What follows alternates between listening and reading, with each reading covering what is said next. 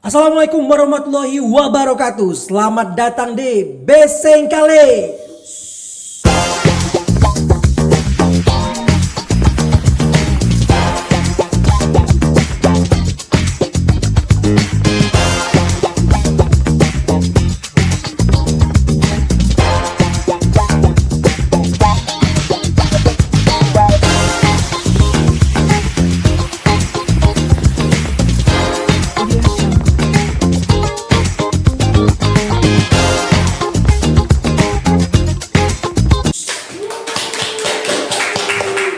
Ya nggak terasa edisi Bising kali ini sudah menginjak yang ke episode ke-6 ya. Sangat luar biasa. Ada sedikit cerita nih. Kemarin kan di episode pertama itu sempat FYP tuh. Nah jadi karena saking FYP-nya aku tuh sampai mantengin IG ku ini. Followersnya banyak atau enggak. Rupanya sama sekali tidak berpengaruh guys ya. Ternyata faktor manusianya juga ya. Sudah saatnya sekarang waktunya good looking guys. Oke, sama seperti episode berikutnya, kali ini Bising menghadirkan narasumber yang luar biasa. Spesial, Bising menghadirkan sosok yang sangat inspirasi. Hari ini ada Kak Alisa Lasma Ria Siregar ya Kak ya. Halo Kak Alisa. Halo.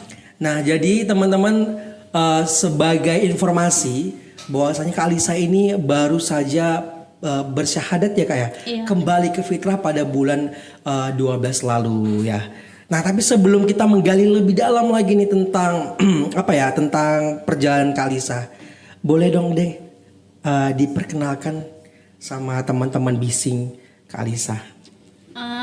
Perkenalkan, nama saya Alisa Lasmaria Siregar. Saya tinggal di Tembong. Asal asli saya di Siantar. Saya berkuliah di Universitas Muhammadiyah Sumatera Utara. Saya dari Fakultas Ekonomi dan Bisnis, Prodi Manajemen. Oke, panggilannya Kak Alisa ya? Iya, Alisa. Alisa, oke. Ini agak spesial ya, karena apalagi kalau kita berbincang dengan teman-teman yang mualaf. Kebetulan Kak Alisa, saya juga punya banyak teman yang mualaf juga Kak Alisa. Jadi sangat inspirasi gitu. Kadang perbedaan antara orang yang baru muslim dengan orang yang udah muslim sejak lahir tuh lebih effortnya bahkan lebih effort yang baru muslim gitu kan. Karena mungkin dia sudah melalui berbagai proses ya. Jadi sekarang itu kayak udah tinggal mendalamin aja. Tapi sebelum berbicara lebih jauh lagi, pengen tahu deh masa kecil seorang Kak Alisa itu sebenarnya sebelumnya gimana? Masa kecilnya tinggal sama siapa sebelum akhirnya memutuskan mualaf? Awalnya saya baru lahir gitu, nggak sama mama, sama nenek di Siantar. Yang lahirin nenek apa cuman? Oh, yang lahirin. Oh, yang lahir tetap mama. Iya, tapi tinggal sama nenek. Oh iya. Dulu kan ini orang tua kerja di Bagan Batu sana, di Riau sana. Jadi kan di sana otomatis sekolahnya jauh. Jadi di kata mama, Alisa tinggal sama nenek aja katanya gitu. Oh, jadi memang dari kecil itu sudah ikut sama nenek. Iya. Alasannya gara-gara orang tua bekerja gitu sana. Oh, jadi kan orang tua muslim ya dua-duanya ya. Iya. Sebelumnya kalau boleh tahu agama Kak Alisa? Kristen Protestan. Kristen Protestan. Berarti selama ini dibimbing sama nenek lah untuk mengikuti ajaran sebelumnya. Ya. Nah, respon apa yang diberikan sama orang tua kan? Orang tua ini muslim. Kemudian sementara Alisa non muslim, hanya gara-gara ikut nenek. Orang tua ngeresponnya gimana? Ya nggak apa-apa, salah orang itu juga kenapa dikasih tinggal sama nenek ya kan otomatis ikut sama nenek lah karena kan udah disekolahkan dari kecil sampai sekarang tamat SMA. Terus mau masuk kuliah ya udah sama mama. Oh, tapi waktu masa kecil kalian itu maksudnya masih sering juga dilihat sama orang tua? Masih. Sering juga dilihat sama orang tua. Kalau ibaratkan orang Nasrani itu kan kalau bulan 12 itu merayakan Natal. Jadi orang tua juga pulang pas hari Natal. Oh. Gitu. Jadi pulang setiap ada perayaan aja lah ya. Iya. Tapi pas waktu kumpul-kumpul di perayaan Natal itu orang tua nggak ada ngebahas apa-apa. Nggak ada.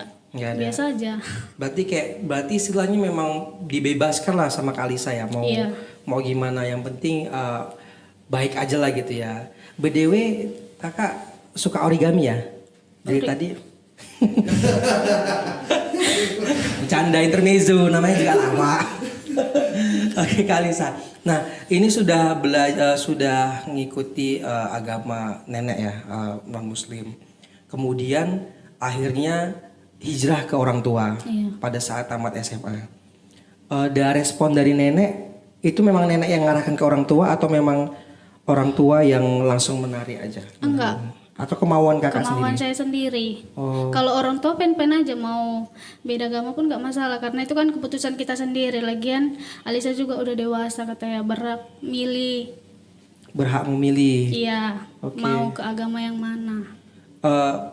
Dari nenek ngeresponnya nggak masalah, kan otomatis mungkin kita bisa berpikir ya bahwasanya ini Alisa saat ini non Muslim nih, kemudian ikut sama orang tua yang Muslim, mungkin ada kemungkinan bahwa saya Alisa bakal ngikut Muslim.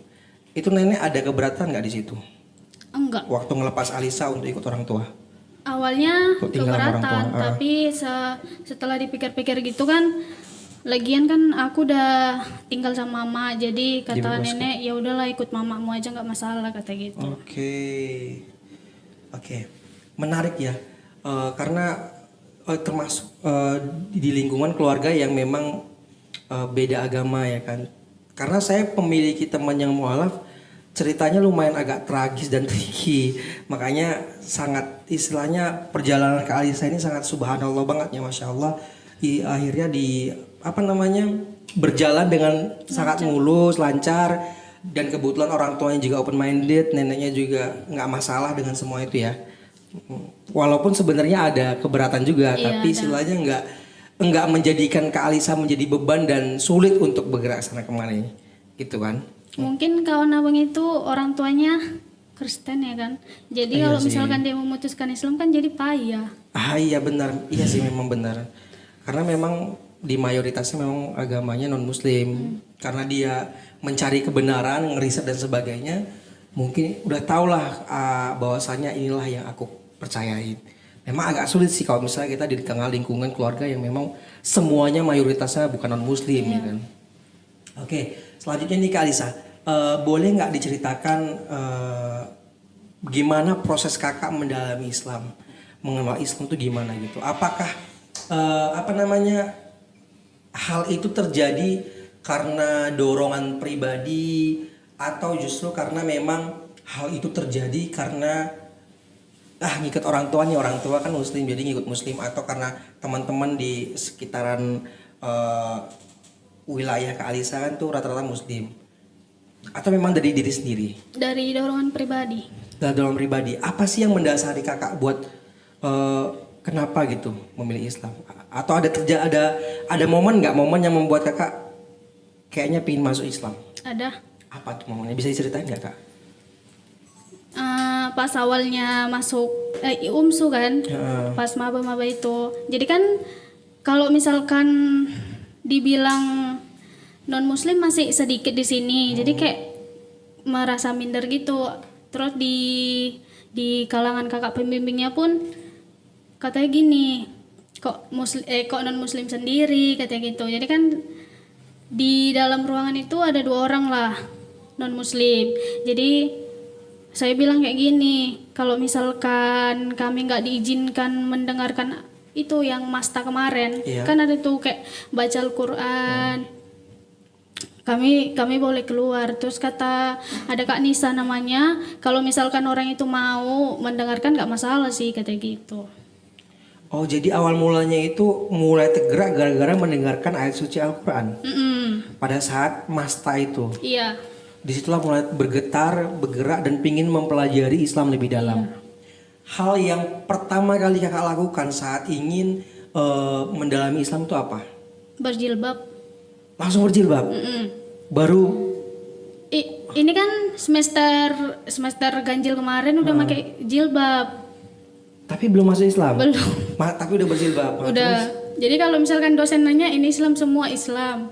Kebetulan sekelas pun bisa diajak konfirmasi kerjasama gitu ya kan. Ya udah nggak apa-apa, kami tunggu sampai Alisa bersyahadat kata gitu. Oh iya. Tapi di situ momen teman-teman udah tahu bahwasanya Alisa memang ingin bersyahadat. Udah. Oke. Nah, dalam proses mempelajari Islam, Alisa referensinya kemana? Atau ada nggak yang ngebimbing gitu? Pertama gimana? Ngasih tahu ke temen ataukah ke dosen bahwa saya ingin masuk Islam, gimana cara belajarnya? Atau otodidak semuanya sendiri?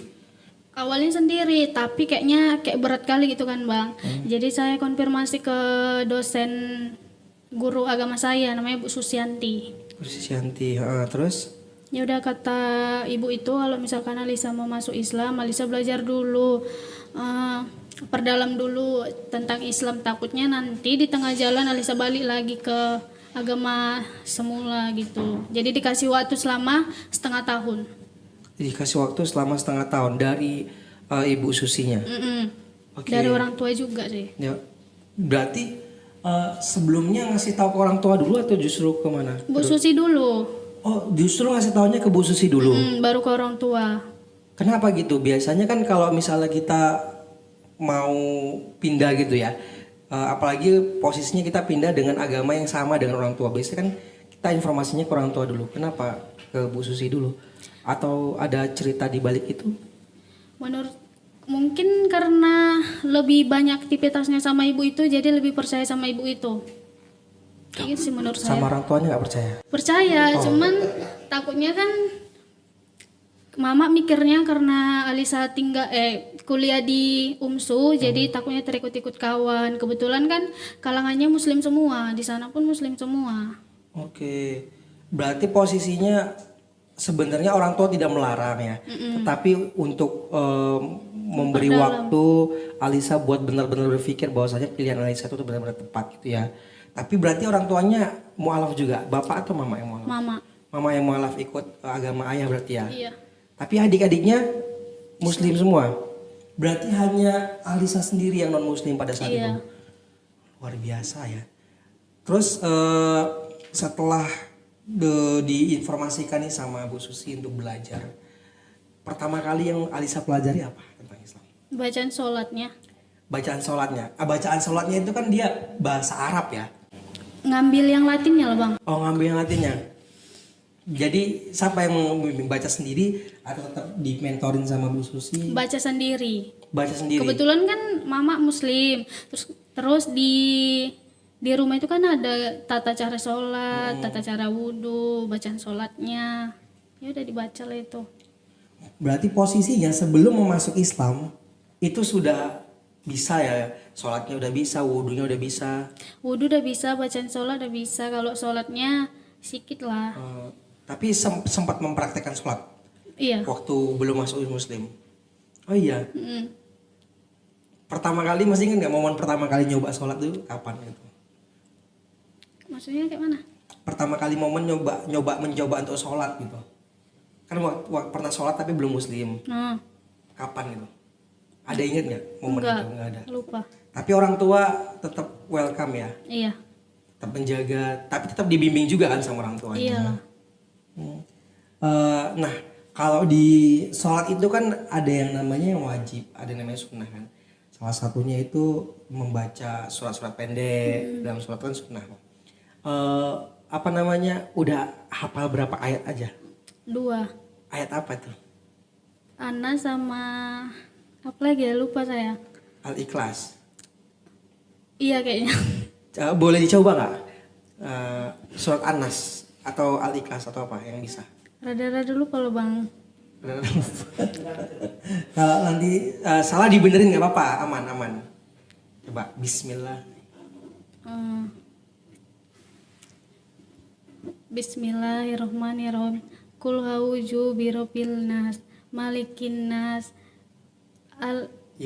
ilahin nas, min syari waswas. Apa Bang? Waswasil khannas. Waswasikon nas. Allazi yuwasfi sufi sufi sudurin nas sudurin nas minal minal Jin jin nati. apa? Minal jinnati wan nas. Minal jilanita wanas. Minal jinnati wan nas. Minal jinnalita wanas. Min- bertahap lah ya. Tapi sampai sekarang masih sering hafal juga. Masih. Masih mencoba untuk menghafal dan mengaji. Guru ngajinya orang tua atau sama tetap sama Bu Susi? Kalau untuk sekarang belum ada sih bang. Kemarin pas BAM ada, cuma lupa saya nama kakak itu siapa. Dia tinggal di Bromo sana. Kata mama kejauhan. Koin. Iya, Koin koin strukturnya. Oh, dari mama nggak diajar atau bapak gitu ngajar di rumah, ngaji di rumah? Kalau kata mama lebih afdol ke guru ngaji aja katanya. Oke. Karena kan mama mualaf juga. Oh, iya benar sih. Tapi di Tembung kan banyak tuh guru ngaji, nggak mencoba untuk mencari. Nggak tahu kemana. Kemarin kata Pak Ade kalau misalkan mau Pak Ade ini siapa? Pak Ade Gunawan. Oh, WD1 dari VEB ya? Oh, WD1. Kalau misalkan mau belajar ngaji juga boleh di UMSU katanya. Tapi nggak tahu di mana. Cuman kalau misalnya di UMSU, di BIM lah biasanya. Di BIM. BIM, Badan Al-Islam Muhammadiyah, di gedungnya di Rusunawa. LPTQ juga bisa, LPTQ juga bisa. Tapi bisa juga diselingi dengan ngaji di rumah kan, coba cari guru ngaji di rumah, atau coba mencari misalnya pas waktu libur kan nggak mungkin ke kampus kan pas waktu libur. Jadi pas waktu libur masih bisa ada kesempatan buat belajar. Coba aja cari tak di masjid gitu sambil sholat, sambil coba tanya sama ustazahnya. Hah? Sama Ana. Masya Allah, mau. Oke gak? Nah, kemudian setelah memutuskan untuk bersyahadat, boleh tahu nggak kenapa akhirnya bersyahadat di UMSU dan disaksikan oleh rektor? Itu prosesnya gimana gitu? Karena kan jarang-jarang banget gitu hal tersebut Awalnya terjadi. itu dari teman sih, katanya Alisa kalau mau bersyahadat di UMSU aja biar dilihat semua orang, dilihat rektor, dosen-dosen yang lain. Terus nanti kau masuk cerita UMSU kata gitu. Terus Masuk viral ya. terus awalnya saya bilang gini, saya malu lah. Saya mau bersyahadatnya di Tembung aja, di kalangan masyarakat sana aja kan, si kita aja yang tahu. Iya, iya. Terus kata orangnya itu nggak apa-apa di UMSU aja. Setelah itu beberapa hari ke depannya saya konfirmasi ke Bu Susi. Heeh. Baru kata Bu Susi, ini mama udah tahu, udah. Terus dibawalah saya ke Dekan 1 Pak Ade Gunawan. Terus diarahkan juga ke BIM. Di masa sulitnya di sini sih. Gimana? Karena kan kata Pak Ade gini, kata pihak BIM kayak kalau misalkan Alisa mau bersyahadat, dia harus ada surat keterangan dari nenek, dari orang tua, dari saya sendiri. Karena takutnya nanti masyarakat mikirnya kalau UMSU yang ngajak Alisa masuk Takut ke ada paksaannya. Bener-bener. Sebenarnya kata Pak Ade, kalau misalkan orang tua ada, nggak wajib sih pakai surat wasiat kayak gitu. Karena memang orang tua udah ada, udah ada. tapi BIM takutnya mungkin BIM untuk ini ya kali biar supaya untuk protek aja.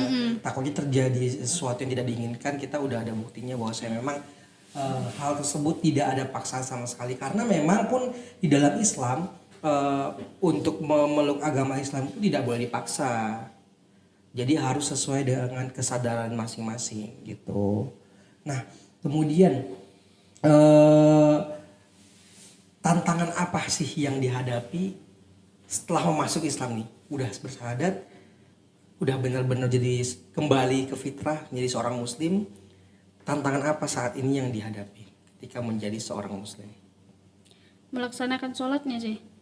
Melaksanakan sholat, karena di agama sebelumnya juga cuma seminggu sekali ya. Iya, itu pun nggak wajib gitu. Kayak Iya. kita sendiri aja. Jadi gimana cara mengatasinya gitu? Karena kan ada perbedaan budaya, cara beribadah yang sangat signifikan ya. Kalau di muslim kan dia sholatnya 5 waktu, apalagi ada subuh. Iya. Itu Nah, paling orang biasa tidur kan, kita sholat subuh gitu. Itu gimana?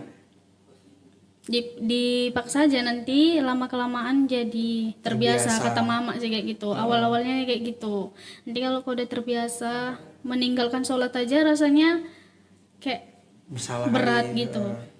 Iya sih memang kalau orang yang biasanya udah beribadah, sholat khususnya ya. Kalau misalnya kita beraktivitas, kita belum sholat tuh kayaknya ada yang Kurang. kurang gitu, kayak ada yang ngeganggu gitu ya. Gitu. Tapi kan sebelumnya bahwasanya Alisa udah sebelum masuk muslim nih, udah sempat belajar dulu kan, udah tahu bakal ada sholat dan sebagainya. Berarti udah menerima lah tentang konsekuensi jadi seorang muslim itu seperti itu gitu. Udah menerima banget berarti. Udah. Oke, sejauh itu ada lagi nggak selain sholat yang susah? Puasa? Puasa, kalau soal puasa, dia dari sebelum muslim pun udah nyoba puasa. Oh iya, dari sebelum muslim berarti puasa tahun 23. 2023. Udah sempat nyoba puasa full 1 bulan. Enggak lah kan. Oh enggak. Oh iya, perempuannya. Tapi maksudnya di selain dari faktor X tadi full berarti. Iya, insya Allah. Full. Berarti itu pertama kali nyoba puasa di tahun 2023. Iya. Gimana perasaannya? Enggak kayak lapar banget, ternyata Enggak. susah banget. Biasa aja. Oh iya biasa aja. Bangun kan ada bangun sahur nih. Iya. Biasa aja juga. Biasa aja. Oh iya, luar biasa ya. Oke, nah tadi sudah menceritakannya tentang Kak Alisa, momen dimana mulai bersyahadat, momen dimana mulai mempelajari, dan tadi Kak Alisa sempat menyebutkan bahwasanya untuk puasa bukan puasa kali pertamanya ya gitu. Nah, tapi pengen dengar sih pengalaman setelah menjadi mu'alaf merayakan Lebaran pertama dan Ramadan pertama setelah mu'alaf gimana momennya? Setelah malam. Iya setelah mu'alaf. Kalau misalkan Lebaran itu, mama kan pulang kampung, jadi Alisa sendiri di rumah. Oh iya, Iya, karena kalau di sana itu kan rawan gitu. gimana kawan? Pak pencuri gitu. Jadi kata mama, sebenarnya diajak juga, cuman Alisa aja yang nggak mau. Lebih memilih jaga rumah. Karena kurang aktif juga di keluarga ayah sana ya kan, di tebing. Oke, jadi momen Lebaran kali ini justru sendiri di rumah. Iya. Nggak ada aktivitas sama sekali. Enggak. Tapi kalau momen Ramadan gimana? Sama aja. Sama aja. Tapi orang tua di momen Ramadan masih kumpul kan ya? Nasi. Masih kumpul kan ya. Suka war takjil nggak? Iya. Hah? Suka war takjil nggak? Suka? Atau buat takjil sendiri di rumah? Enggak. Enggak. Tapi war takjil sekarang kan udah jadi mualaf ya kan, udah jadi muslim, jadi aman nggak diminta lagi KTP-nya. Oke, nah untuk selanjutnya nih harapan dan plan ke depan seorang Kak Alisa itu apa? Harapan. Iya, setelah jadi orang muslim, harapannya seperti apa nih ke depannya dan ada plan nggak untuk ke depannya? Kalau misalkan harapannya, kalau misalkan kata orang kan, kalau misalkan nanti kita, misalkan lah saya pindah ke Siantar sana, kalau misalkan di lingkungan sana kan non muslim semua, Iya benar-benar. ada rasa takut juga gitu kan, takutnya di kalangan sana diajak lagi jadi non muslim. Oke. Tapi kayaknya itulah salah satu takutnya mama, makanya aku jadi muslim sekarang. Oke, jadi harapannya supaya kedepannya itu mungkin lebih istiqomah lagi ya kali. Iya. Dan memperkuat agama lagi lah ya tentang muslim itu seperti apa. Oke. Nah kemudian kata-kata yang ingin disampaikan nih sama keluarga, sama ibu atau ayah apa? Boleh. Kalau ayah udah nggak ada. Ayah udah meninggal. Oh iya, kok baru tahu? Iya. Baru-baru ini atau gimana? Tahun 2002 kemarin tamat SMA. Tahun 2022 meninggalnya. Jadi ini tinggal sama ibu lah berdua, sama adik-adik juga. Enggak, adik sekolah di Siantar dia. Adik sekolah di Siantar, ikut nenek juga. Tapi masih muslim. Ya. Ya, adik kelas berapa SD? SMP. SMP. 3 SMP. Yang paling kecil kelas 1 SD. Masih ikut orang tua di sini ya. Oke. Nah coba mungkin bisa dijelaskan, mungkin bisa di kata-kata buat mama apa? Ucapan terima kasih kah atau apa dan sebagainya, boleh lihat kamera. Kalau untuk mama, Nggak apa-apa.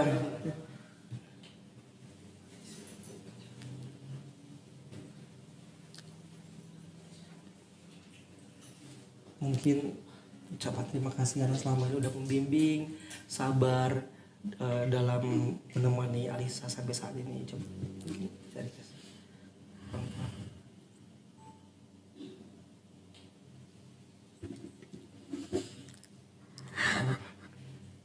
Sedih kali mungkin ya, karena perjuangan seorang ibu itu luar biasa ya Alisa sampai saat ini, apalagi jadi single mother ya.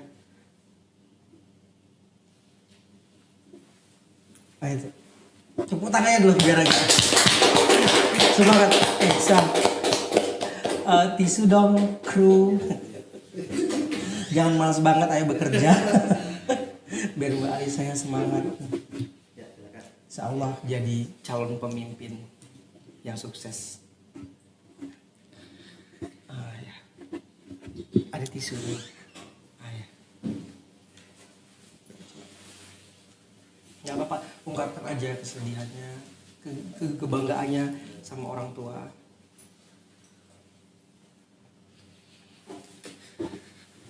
Mungkin ada kata-kata yang selama ini belum diungkapkan, ini bisa diungkapkan. untuk mama,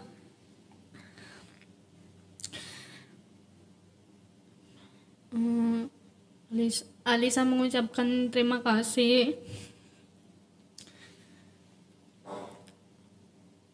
karena udah menjadi sosok yang kuat untuk anak-anaknya karena telah berjuang sendiri.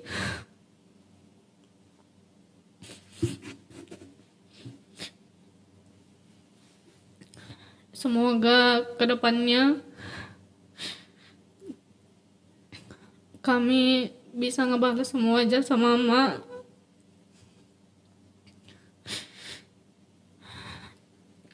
Kadang kalau misalkan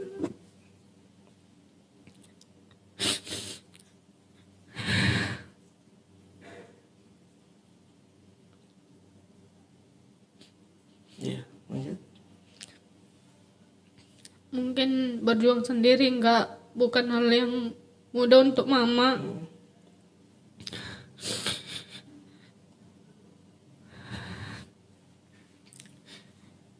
Setelah ditinggal ayah juga mama sempat kayak jadi pendiam gitu.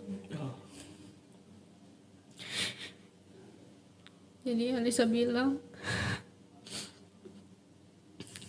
awalnya kan Alisa nggak minta kuliah karena mama pun udah sendiri. Jadi Alisa bilang Alisa kerja aja, terus kata mama gak apa-apa kuliah aja, mama bisa kok kuliahin Alisa sampai S1 kata gitu.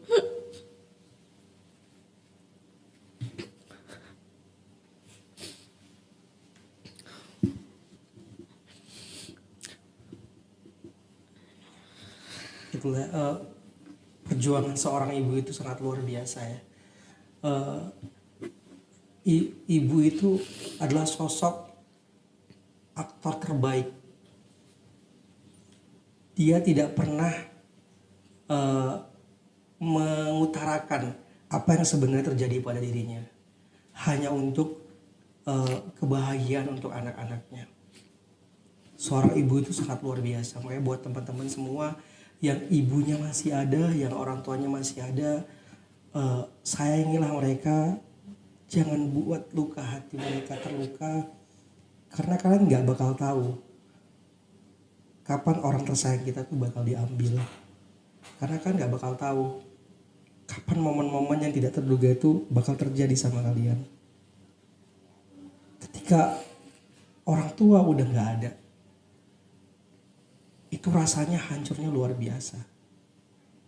Jadi buat teman-teman bising yang ada di rumah, boleh untuk mulai sekarang merenungkanlah kesalahan-kesalahan yang pernah terjadi kepada kedua orang tua khususnya. Jangan lagi diulangin. Mari buat mereka bahagia, karena perjuangan mereka itu sangat luar biasa hanya untuk kesuksesan kita. Dan terakhir Kak Alisa, mungkin doa atau ucapan nih untuk ayah yang udah nggak ada apa? Ucapan Ya, doa untuk ayah yang udah nggak ada. untuk doa ayah, Alisa cuman bilang Alisa sekarang udah jadi seorang muslimah sesuai keinginan ayah. Semoga ayah juga di sana tenang, masuk surga. Amin ya Allah. Amin. Itu aja sih. Ya. Ini bisa jadi pelajaran buat teman-teman masing-masing, bahwasanya kedua orang tua itu sangat luar biasa perjuangannya untuk kita semua. Jadi tidak ada alasan untuk kita tidak berbakti kepada mereka. Oke, sudah sedih-sedihnya. Mari kita tersenyum dan tertawa. Oke, selanjutnya masuk ke segmen berikutnya, yaitu random question random. Nah, untuk section baru ini Kak, itu ada namanya question random. Jadi nanti Kak Alisa bakal dikasih beberapa argumen. Nanti bakal saya bacakan argumennya apa. Kakak tinggal menunjukkan antara kartu ini. Kalau kakak setuju dengan argumen itu, kakak bisa ngangkat ini, agree. Tapi kalau kakak tidak setuju dengan argumen tersebut, kakak bisa ngangkat disagree. Nah, nanti bakal kakak kasih alasan juga kenapa kakak tidak setuju dengan statement tersebut, atau kenapa kakak setuju dengan statement tersebut. Sampai sini bisa dipahami? Oke. Bisa kita mulai ya? Semangat. Tepuk tangan dulu. Oke. Pernyataan yang pertama, mengucapkan hari raya agama lain, agree or disagree? Agree. Alasannya apa? Alasannya kan kalau misalkan cuman mengucapkan aja kan sekaligus menghargai aja bang, nggak masalah sih. Toleransi lah ya. Toleransi. Jadi menurut kali saya itu nggak ada masalah gitu. Nggak ada masalah, biasa aja ya. Oke. Nah, karena kan memang kalau di Muslim itu ada beberapa yang menyepakati bahwasanya ada yang diperbolehkan, ada juga yang tidak diperbolehkan, bebas kita mau milih yang mana. Tapi kalau saya pribadi memang untuk ini saya udah lama tidak mengucapkan itu. Iya. Saya disagree, bukan berarti saya tidak setuju. Bukan berarti saya tidak setuju sepenuhnya. Tapi memang untuk saat ini saya memang sudah lama tidak mengucapkan itu. Tidak mengucapkan kan bukan berarti kita tidak bertoleransi kan. Oke, selanjutnya.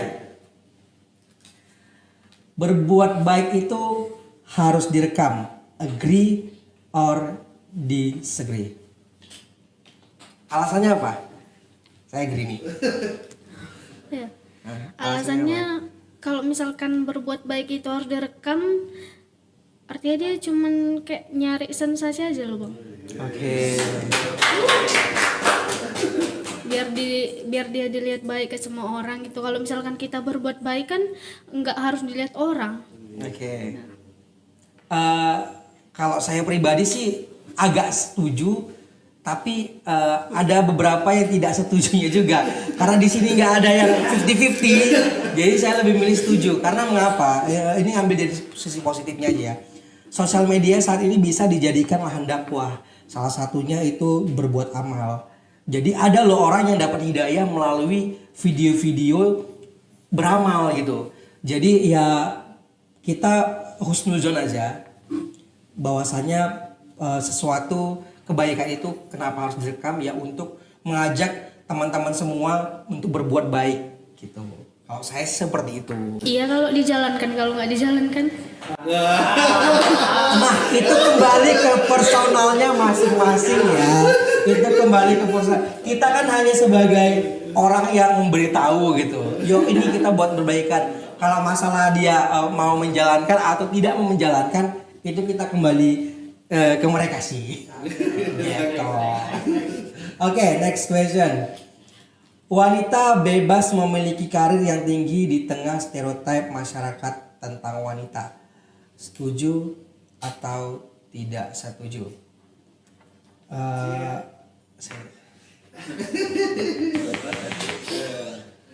Oke, alasannya apa nih Kak? Karena kan di zaman sekarang ini kalau misalkan laki-laki kebanyakan yang ini bang nganggur gitu kan, nggak mau tanggung jawab sama yang kayak mana ya ngomongnya, kayak nih. Utarakan aja, ada unek-unek sama laki-laki udah beres. Utarakan aja ke lain. Gak apa-apa, itu tempat kita curhat. Momentum dimana untuk menggampar fakta-fakta cowok-cowok yang males banget tuh. Kalau menurut saya pribadi nih, karir itu penting karena kita nggak selalu ketergantungan sama laki-laki. Jadi kita nggak diinjak-injak gitu bang. Kan taunya laki-laki kita cuma di dapur jadi ibu rumah tangga. Itu kan sekarang kebanyakan ini wanita yang jadi berkarir bukan laki-laki. Oke. Kalau saya sih lagi-lagi sebenarnya 50-50. Cuman kenapa saya memilih tidak setuju? Karena begini, masalah pemilihan jodoh itu seharusnya sebelum kita menikah kan harus sudah diseleksi dulu. Jangan setelah menikah baru kita menyadarinya, ya kan? Nah, kenapa saya buat disagree? Sebenarnya agak setuju juga dengan statement bahwasanya woi, tim kreatif enak banget makan.